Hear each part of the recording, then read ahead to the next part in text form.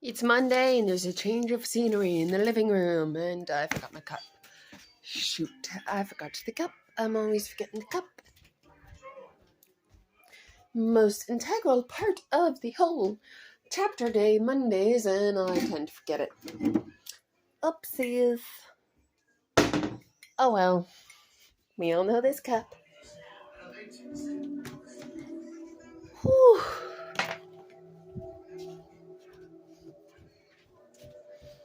Yes, I feel like doing that. Why? I don't know. We're going with it. So, it's Monday. It's chapter day. And there's a change of scenery. Oh my goodness. Ah, the sound of caffeine. Anyway, we're on chapter 9 this week of book number 3. Our Reaper Adventures. Freedom. Hold on, let me put this cap on. Screw you all.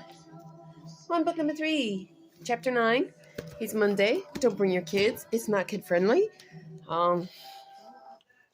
It's not the one I want to. Oh, that works. That's why there's the change of scenery. Oh, because. Yeah, but anyway. It's not kid friendly. Don't bring your kids. I mean, there's no sex scenes or curse words, and don't you dare go in that kitchen, Missy. But there are one or more scenes of scary creature violence. There's mentions of DOM behavior, which is more scary creature violence. There's a trial scene for the Archangel Michael and Prince Lucius of the Angelic Order, a murder scene by the demon, and a mention of theft. And this is the murder scene chapter.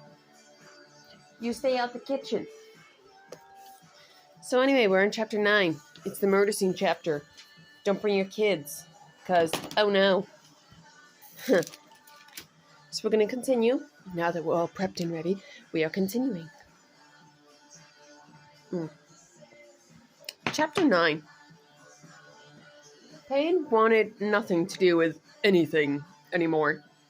All he had done lately was learn to fight with war, famine, and pestilence, and learn how to fly with the demon. Lucius, who was now human, kept the hiding place neat and organized, because he's got nothing better to do, so. Payne was happy to be able to eat meals with someone else who needed to eat. The meals were always silent, and Payne was unsure of how to start any kind of conversation, and Lucius seemed to have no intention of speaking to anyone in the hiding place. Lucius was silent, as usual, when the Nephilim and him sat down to eat. Lucius wasn't at all thrilled about his current situation. He made sure he wouldn't glare at the Nephilim as they both ate.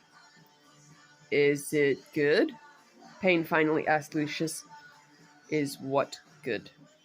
Lucius questioned, making sure his anger wouldn't show. But we all know it kinda does. The food, Payne replied. Lucius was silent as he looked at Payne. I suppose, Lucius sighed. Oh, good, Payne said with relief.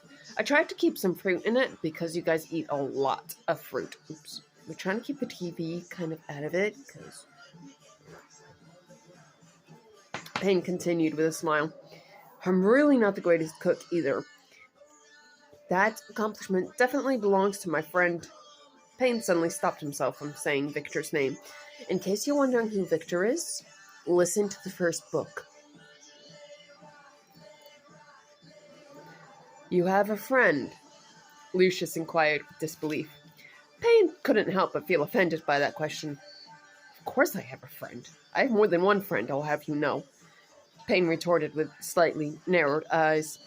Lucius didn't believe Payne. Where are these apparent friends of yours? Lucius pressed. At their places, Payne answered, his voice gaining the slight irritation he was beginning to feel. Then why have you not visited these supposed friends? Lucius questioned. I don't want them to be killed, Payne said in a quiet hiss. He picked up his plate and left the table, resisting the urge to break his plate over the back of Lucius's head. Holy shit, I got it right this time. The demon watched Payne sit on the couch and silently eat his plate of food. Payne was quietly... Meow!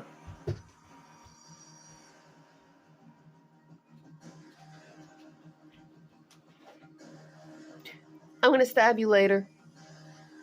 Don't worry, I got your whiskey for you. I'm gonna stab you later. You promise?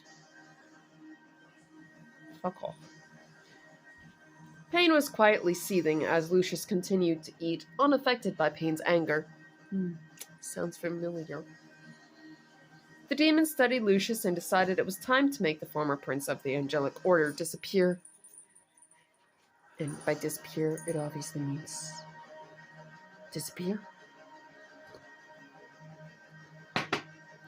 He would wait until Payne was asleep before doing this, though, and shifted his gaze to Payne, making sure his face betrayed no emotion that would indicate that he was up to no good. He solemnly swears he's up to no good. Oh, sorry. We all know where that comes from. It's the first thing that popped to mind, so screw you while I'm using it. Payne and Lucius finished their meal, cleaned up, and fell asleep. War, famine, and pestilence had decided to rest themselves as well, and the demon waited until Payne was sound asleep before moving. Because, yeah. The demon made sure Payne wouldn't wake up before making some homemade chloroform. Just hold it over the mouth for 8 to 12 seconds and watch your kids fall asleep. That's also of a mock commercial. It's also the first thing that pops to mind, but I find it funny as fuck, so screw you. He needed to be prepared in case Lucius woke up. In case. The demon carefully blindfolded Lucius and tied his arms, wrists, and ankles together. Lucius roused and slowly woke just as the demon finished tying his ankles together. The demon clamped the drugged cloth to Lucius's mouth as Lucius opened it to make some kind of sound. 'Cause yeah. Oh, hey, oh yeah, sure, we'll go with it. Why not? It never escaped from Lucius as he struggled, confused as to why his strength faded, and he slipped into unconsciousness. The demon released Lucius and studied the Nephilim, who was still asleep. So was war, famine, and pestilence, because, human vessels. They need rest every once in a while, too. Oh, at least I would assume. Because people need sleep, so. Continuing. The demon gagged Lucius with a clean, non-drugged cloth and silently left, waking no one. But, Mommy, Daddy hid all the knives from you because you tried to stab him before. Touch my knives, I'll stab you with the one that I know is hidden and not found. Daddy hid them all because you tried to cut his wee-wee off. Daddy deserved it. And now what he did. That's what Mommy says. Now, if you'll excuse me. The demon found the building he had been searching for and landed just out of sight of the cameras. The demon entered the building and quietly closed the door behind him. He felt Lucius move slightly and made his way to where the incinerator in Jeromeson Morgue was located. 'Cause yay, incineration. He sensed the presence of the Ancient Reaper and hoped he had concealed his own presence well enough to not be found, because that would suck. The demon made it to the incinerator without any encounters. Lucius was placed on the slab, and the demon opened the doors. Or maybe the demon opened the doors and placed Lucius on the slab. I think that's how it works. Yeah. By now, Lucius had regained complete consciousness just as he entered the incinerator. I did say there was a murder scene in here. He heard the large doors close and felt terror grip his heart. The demon ate the fear oozing from inside the incinerator, and, wishing he could prolong his meal, the demon pressed the button that brought the incinerator to life. Yay, fire! It's a nasty way to go. There were no screams, since Lucius had been gagged.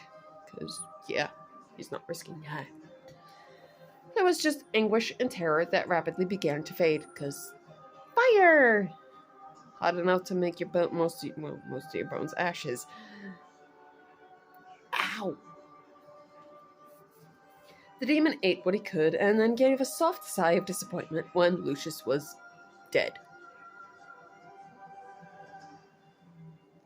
By dead we mean burned alive. I do hope you have permission to use that, a male voice commented behind the demon. The demon turned around and saw a 25-year-old white-haired man. The demon realized that this was the Ancient Reaper. He knew the Ancient Reaper saw through his illusions and silently waited for a fight that was inevitable. The demon didn't turn his attention away from the Ancient Reaper and then became shocked when the Reaper shrugged, turned around, and walked away. "You're not gonna fight me?" the demon asked when he could speak, stopping the Reaper in his tracks. Yeah, we're gonna put that there.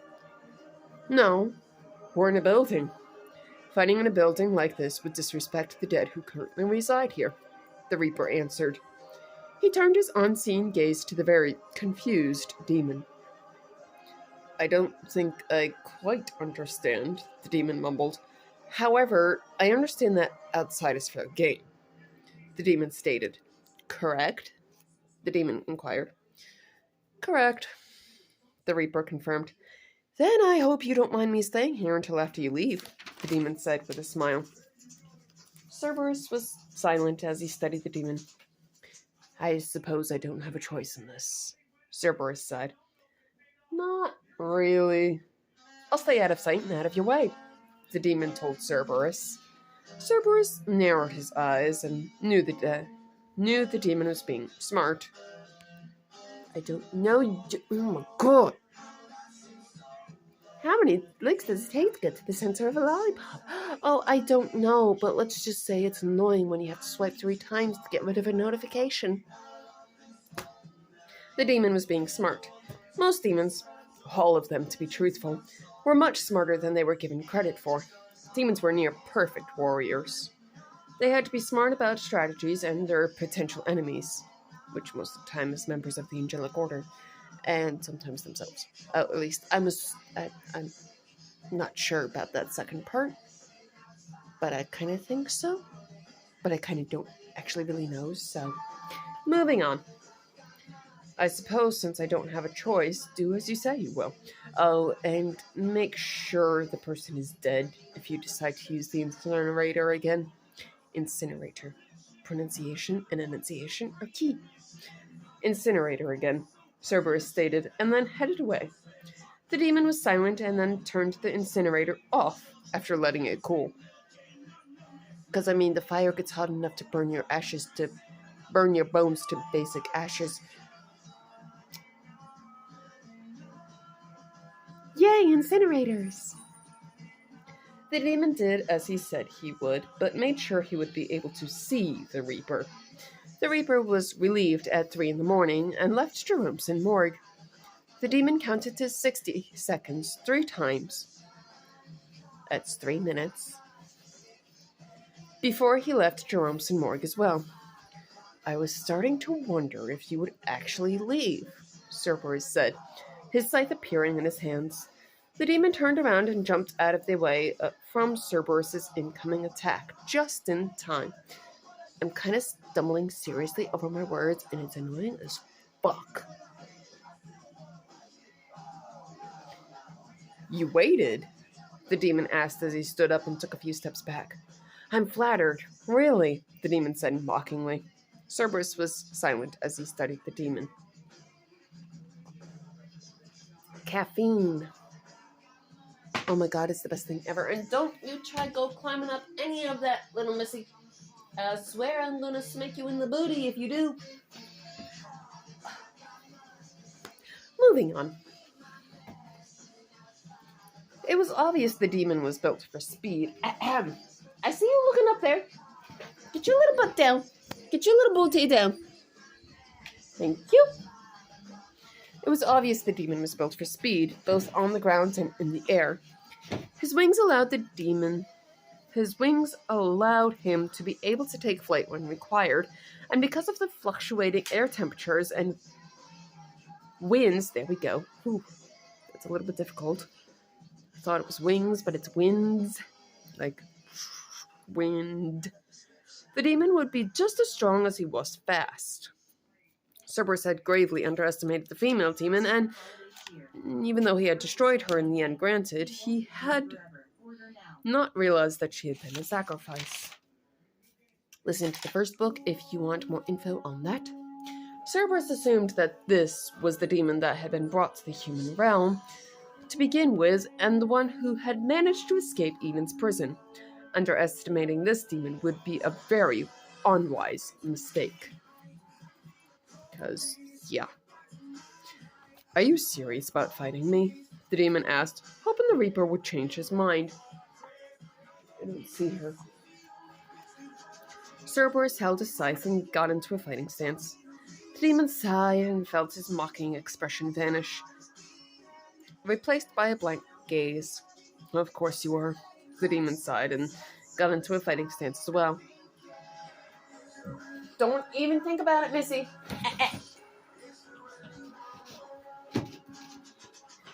He had been hoping to not have to use his armor or weapon, but this Reaper was ancient. He wouldn't make the mistake of underestimating this member of the Angelic Order. There was some silence, and then Cerberus struck. The demon blocked Cerberus' attack, and the sound of Cerberus' scythe connecting with armor sounded. Cerberus blinked with confusion and then went flying as the demon threw Cerberus with his tail. Because, do keep in mind, the demon has a tail. Ahem. I gotta do that to make sure the cat doesn't try to climb up the clothes that are hanging up. Cerberus recovered in midair and landed on his feet. He then looked at the demon and saw that the demon was indeed wearing armor. Armor that was silver in color, glinting red when the moonlight hit it. Because that just sounded cool when I wrote it.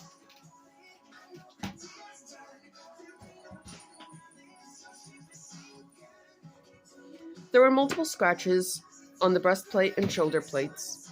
Cerberus took note of the hilt of a sword on the demon's back. 3 hellfire gems decorated the sword's hilt, and Cerberus' stomach dropped. With the appearance of the hellfire gems on the sword's hilt, Cerberus realized he was facing a prince of hell. You better not go trying to climb up my cabinet, corpse closet thing for D&D. Anyway, Cerberus recognized that he was at a disadvantage. He had used a lot of his reserves of spiritual energy when he had fought the deformed soul that would have consumed everyone in Jeromson. Those reserves, though locked away again, were not fully replenished. Because, yeah, it was kind of a tough fight. Draining fight, I should say, not tough. Because, yeah, he did kill it. I think she's underneath the corpse closet. Yeah, anyway, the Prince of Hell, not the Prince of Hell, but one of the Princes of Hell. Moving on. The Prince of Hell watched as Cerberus prepared himself, and then the demon struck, the demon being the Prince of Hell, blah, blah, blah. Cerberus had been anticipating the demon to be fast. Yep, she is under the corpse closet. He hadn't been expecting the demon to be much faster than the female demon he had destroyed.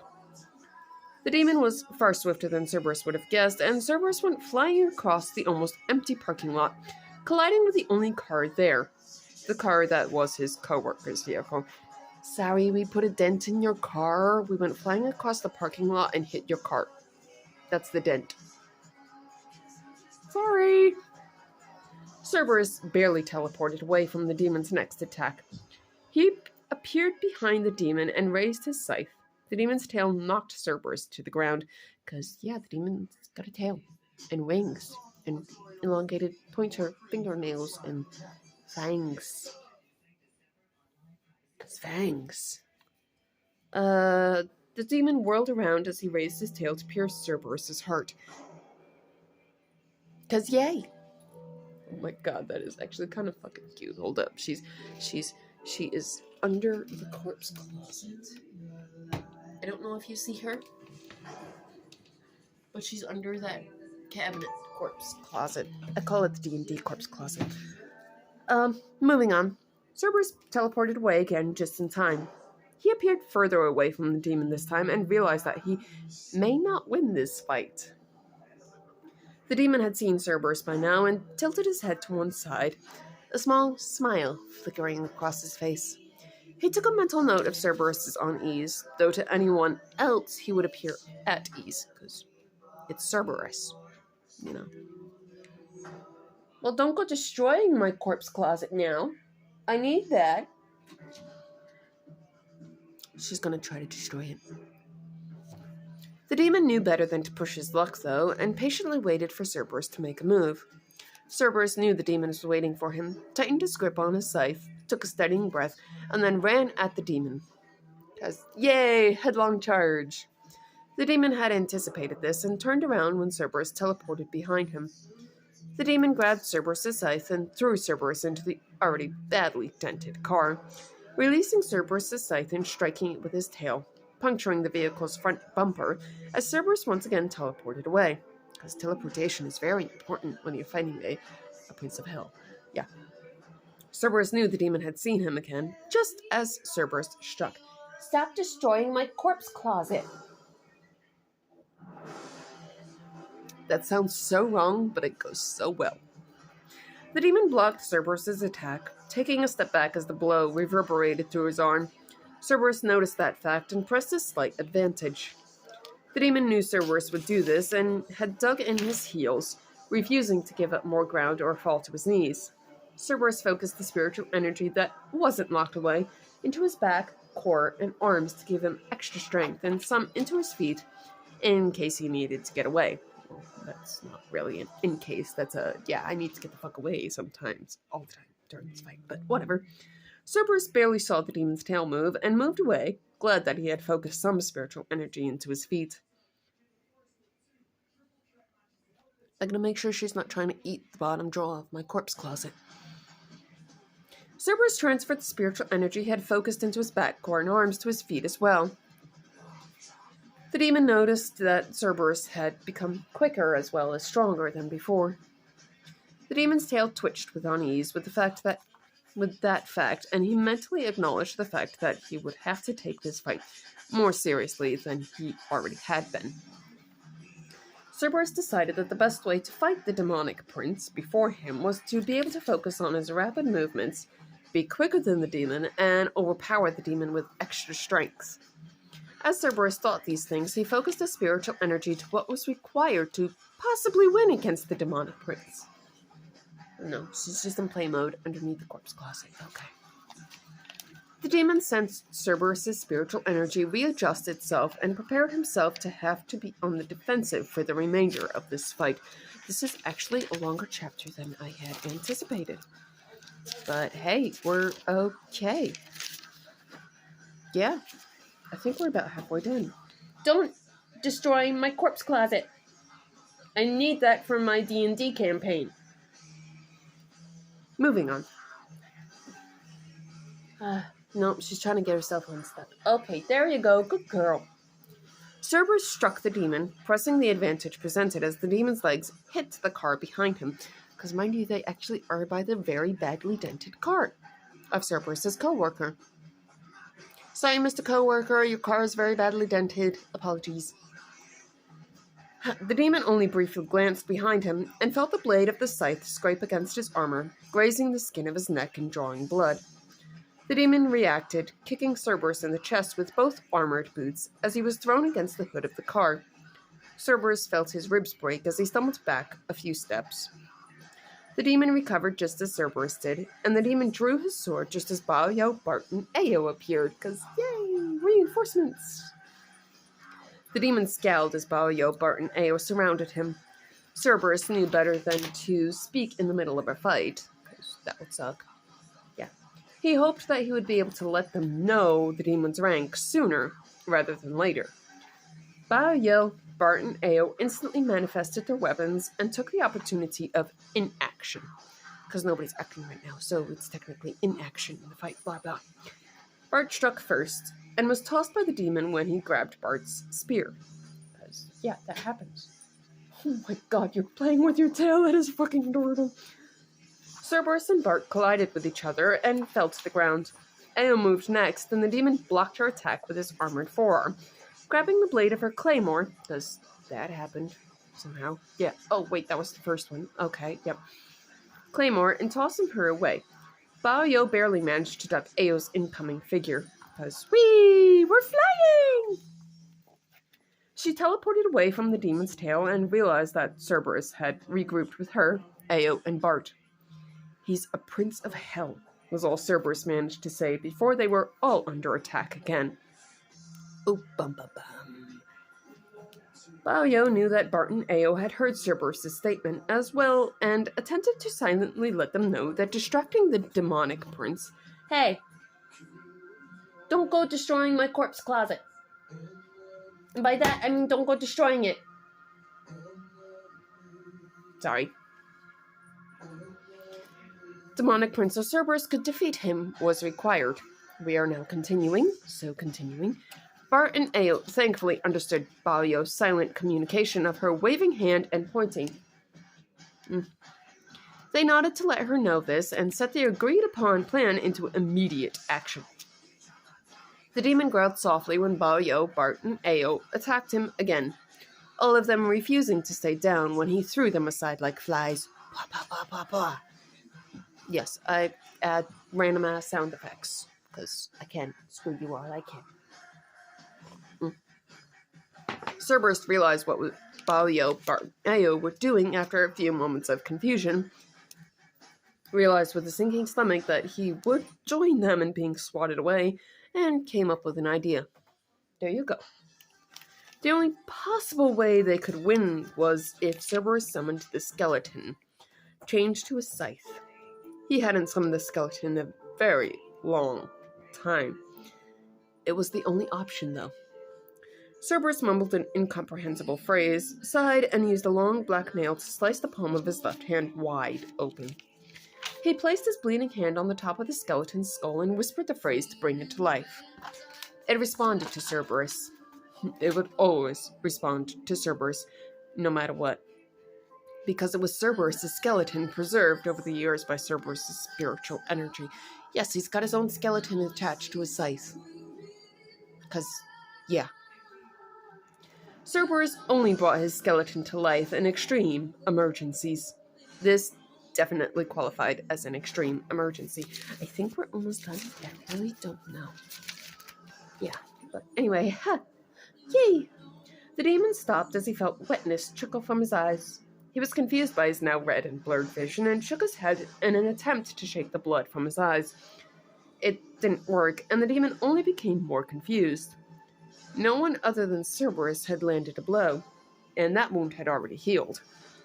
He heard the sound of chains and turned to face the incoming sound, knowing to rely on his hearing rather than his sight. Don't go trying to climb up that, missy. He wasn't fast enough, and skeletal fingers dug deep into the slight space in his armor near his shoulder and neck. Shoulders and neck, there we go. The demon couldn't help the startled cry that escaped from him and was brought to his knees by the reddened and blurred figure that dug their bony fingers into the pressure point in his shoulders.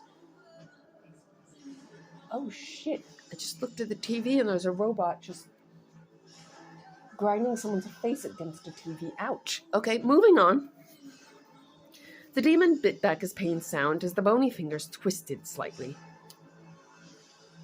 You're not an angel, though, Cerberus said with confusion as he lifted the demon's head to look at her.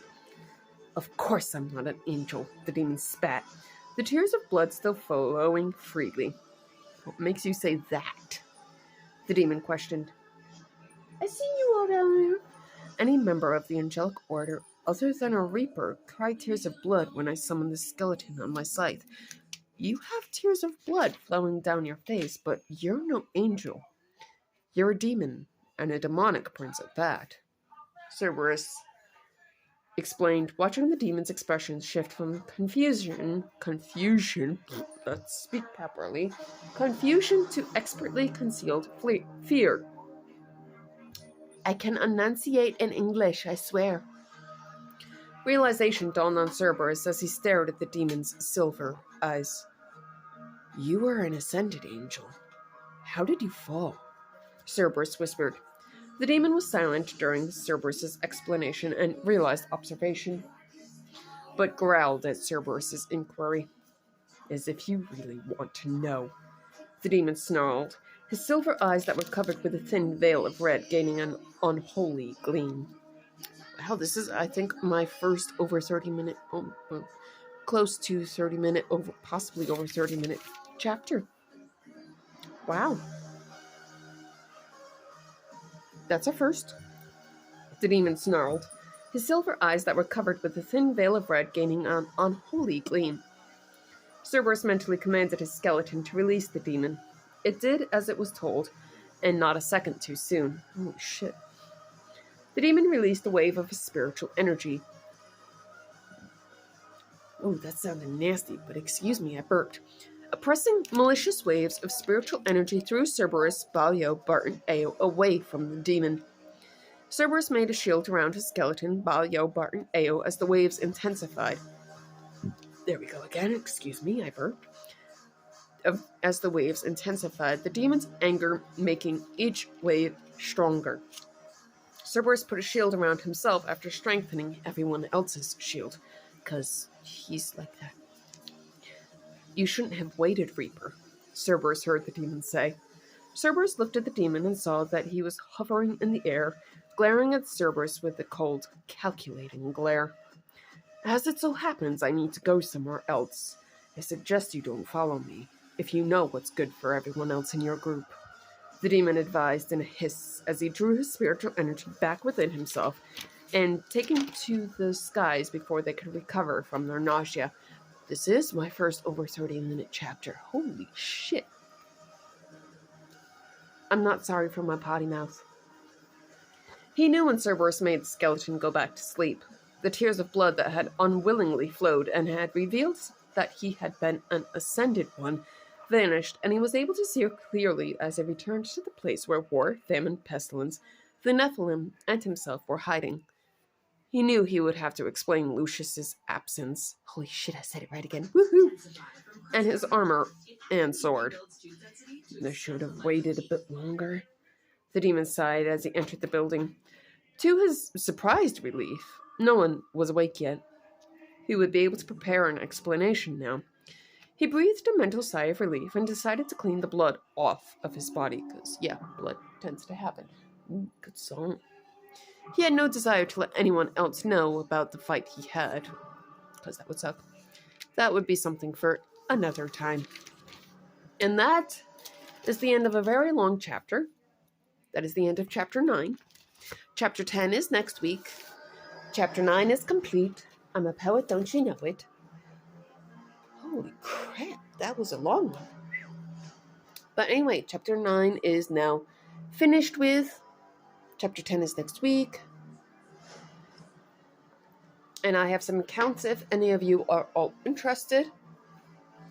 I have a Wattpad account, which is at Tempesta771. I have a TikTok account, which is at AirjunCraven2. No uppercases or space.